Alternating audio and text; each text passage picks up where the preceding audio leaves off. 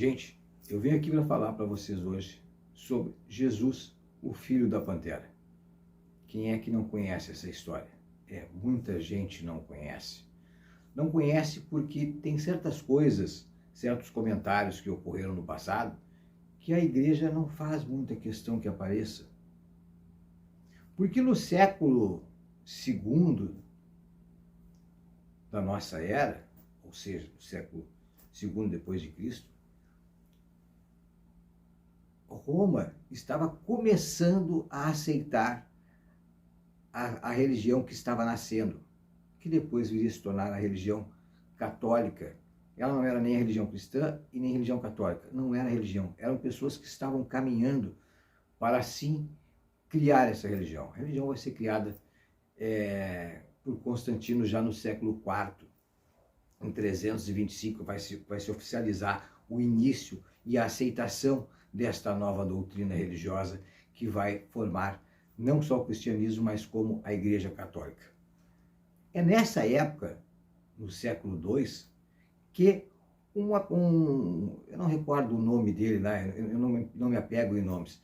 Ele era um romano que era contra essas ideias, porque ele não queria que a Igreja Católica crescesse, ele não queria que essa religião, a Igreja Católica, modo de dizer, né? Ele não queria que essa religião se expandisse, ele queria terminar com essa religião. Ele sabia que mais cedo ou mais tarde, da forma que estava indo, essa religião iria crescer demais e iria tomar conta do império. Burrice, né? Na verdade, essa religião foi a salvação do Império Romano. Ela que conseguiu juntar o império novamente. Roma troca o império político, o governo, o mando político, pela dominação pela religião e usa para isso essa nova fé que estava nascendo. Mas esse romano não queria isso, né? Até porque há 2 séculos antes ele estava vendo aquela religião crescer e acabar com as religiões que existiam na época e ele queria desacreditar essa religião. Então ele escreve uma história, tá? Isso está documentado, gente, tá? Isso eu não estou inventando, isso está documentado. Não sei, deve ter alguma coisa na internet sobre isso. E ele cria uma história, ele escreve lá que Maria nunca foi virgem. Maria não era virgem da história. Não, aquela história estava mal contada. Segundo ele, ela tinha sido namorada de um centurião romano, não me lembro o nome todo dele, mas o final do nome dele, ele era conhecido como Pantera. E que ela ficou grávida desse soldado e que José havia até se negado a ficar com ela. Ele tentava de todas as formas desacreditar. Passou-se muitos anos e não se comentava muito essa história, mas a igreja conhecia essa história. Essa história era famosa. Ela não é famosa hoje porque escondem, que as pessoas não gostam de falar dessas coisas. Mas eu tô aqui para falar para vocês. Deixa eu baixar um pouco isso aqui. Eu tô aqui para falar para vocês, contar para vocês essas histórias que vocês não encontram por aí. Por isso eu resolvi gravar Jesus, o filho da Pantera. Porque muitos anos depois, é encontrada uma estátua. Na estátua está o nome deste personagem. Se eu não me engano é Tibérios alguma coisa Pantera. E ali faz uma referência que ele era um adorador de Deus.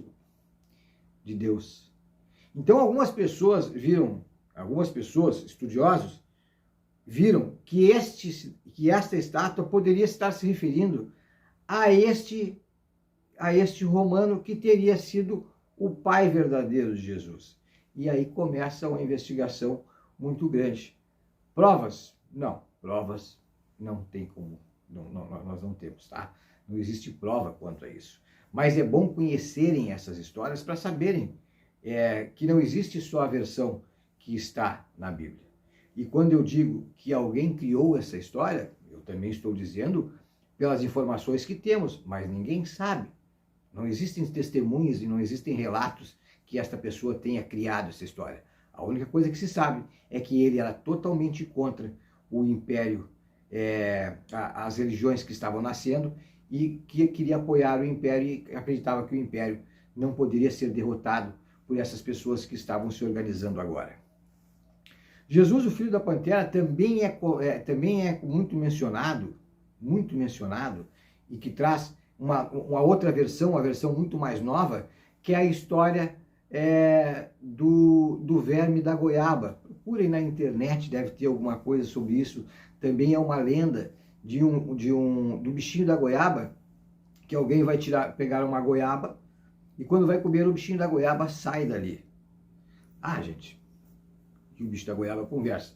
Ah, Bruce, o bicho da goiaba não conversa, meu chapa. Cobra também não conversa. Acabou o assunto, né? Cobra também não conversa. Burro também não conversa. Tá? Mas tudo isso tem na Bíblia. Então, o cara escreveu lá que o bicho da goiaba conversou, eu sou obrigado a aceitar. Porque é uma forma dele passar. Porque ele não vai... Na verdade, o que ele está dizendo? Eu não posso citar a fonte. Entendam, quando as pessoas escrevem dessa forma, elas estão dizendo, eu não posso citar a fonte da onde tirei isso. É que nem eu dizer para vocês, olha, um passarinho me contou, passarinho fala. Não, é porque alguém me contou, mas eu não posso dizer quem é. Tá? Então ele inventa essa história do bicho da goiaba. A história do bicho da goiaba é o seguinte.